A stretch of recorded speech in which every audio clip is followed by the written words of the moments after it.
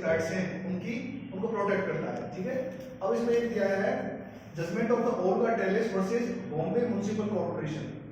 ठीक है, जो एक केस हुआ था, क्या किया था कि वहां पर बॉम्बे म्युनिसिपल कॉर्पोरेशन ने बॉम्बे के झुग्गी झोंपड़ियों में रहने वाले लोग थे उनको वहां से बेदखल कर दिया था, है ना। इसी के अपोज में ओल्गा टेरेस ने वहां जो हाई कोर्ट में याचिका दायर की। ठीक है,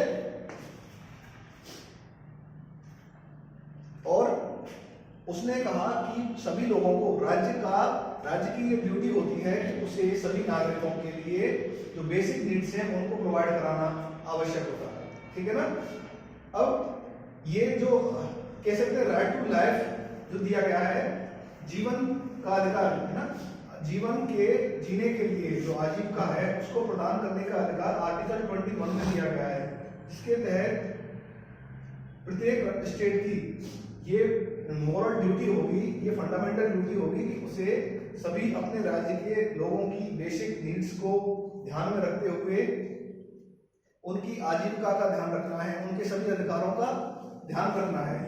ठीक है, अब ऐसा नहीं है, इसका मतलब ये नहीं होता है जैसे जिस तरह से केवल जैसे ये नहीं है कि जीवन का मतलब जो केवल जैसे जानवर जो होते हैं, जानवरों के अस्तित्व के लिए जो चीजें होती है वो मनुष्य के लिए हो, कुछ ऐसे स्पेशल बीइंग्स होते हैं, साधन हैं जो कि एक ह्यूमन बीइंग्स के लिए, मनुष्य के लिए जिसकी बेसिक नीड्स होती है। ठीक है ना। तो इस तरह से कोर्ट का फैसला जो था वो उन जो वर्कर्स थे, वहां पर रहने वाले झोंपड़ियों में ड्वेलर्स जो थे, स्लम ड्वेलर्स थे, उनके पक्ष में आया।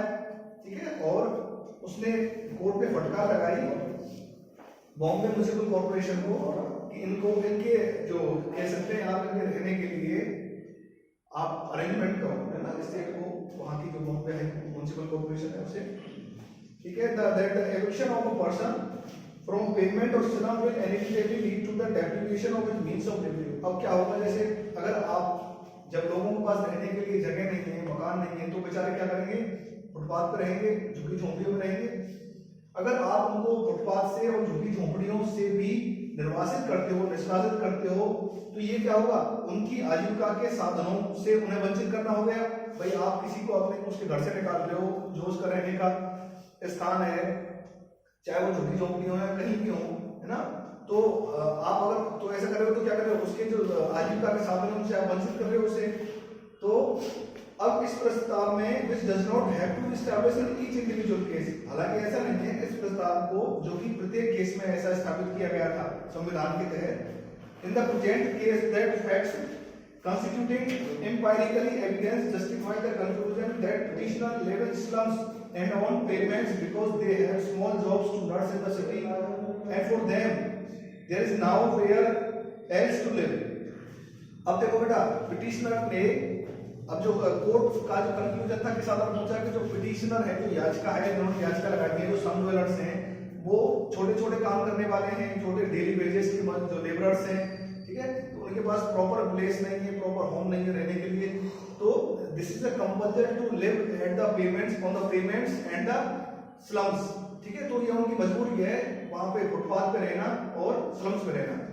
ठीक है, अब उसके बाद क्या हुआ कि जो they choose a payment of slum in the vicinity of their place of work and to lose the payment of the slum is to lose the job। अब देखो वो क्या करते हैं, ठीक है, वो लोग जहां पर काम करते हैं, जहां डेली मजदूरी करते हैं, उसी के आस पड़ोस में, विसिनिटी मींस होता है उसके पड़ोस में, उसके आसपास में ही अपने लिए रहने का एक स्थान देख लेते हैं, है ना। जहां भी जैसे कोई खाली स्थान उन्होंने देखा, फुटपाथ पे अपने लिए झुग्गी झोंपड़ी बना लेते हैं ना, ये कहा हुआ अपने सड़क पे रास्ते में कई सारे लोग जो होते हैं वो अपनी झुग्गी झोंपड़ी बनाते हैं, उसमें वहां रहते हैं। बड़ी बड़ी सिटीज में ऐसा ही होता है, लोग फुटपाथ पे सोते हैं क्योंकि रहने के लिए उनके पास घर नहीं है।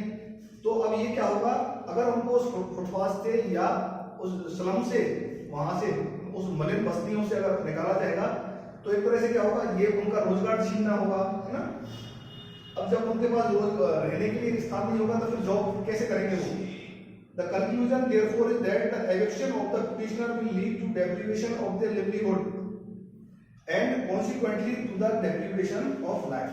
अब क्या था बेटा, इसके परिणाम स्वरूप जो पिटिशनर हैं उनको निर्वासन करना क्या है, उनको आजीविका से वंचित करना है, मतलब उनको घरों से निकालना है, एक तरह से उनकी आजीविका को आप छीन रहे हो एंड इसके परिणाम स्वरूप उनके जीवन से भी आप उन्हें वंचित कर रहे हो, ठीक है।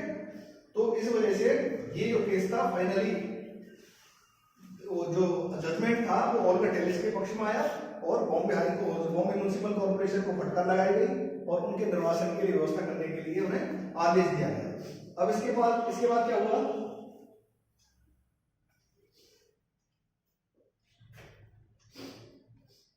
देखो इसके बाद इस तरह से ऐसे बहुत सारे केसेस हैं जिनमें एक कॉमन व्यक्ति के लिए न्यायालय की शरण में जाकर जस्टिस प्राप्त करना आसान हो सका, है ना।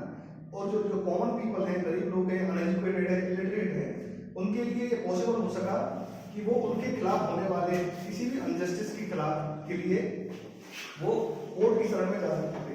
अब इसी तरह का एक केस आया था बेटा कि अराउंड 22 मई 1987 में, है ना, मेरठ में दंगे हुए थे। तो उन दंगों में 43 मुस्लिम्स जो थे उनकी हत्या हो गई थी, है ना, उन्हें मार दिया गया था।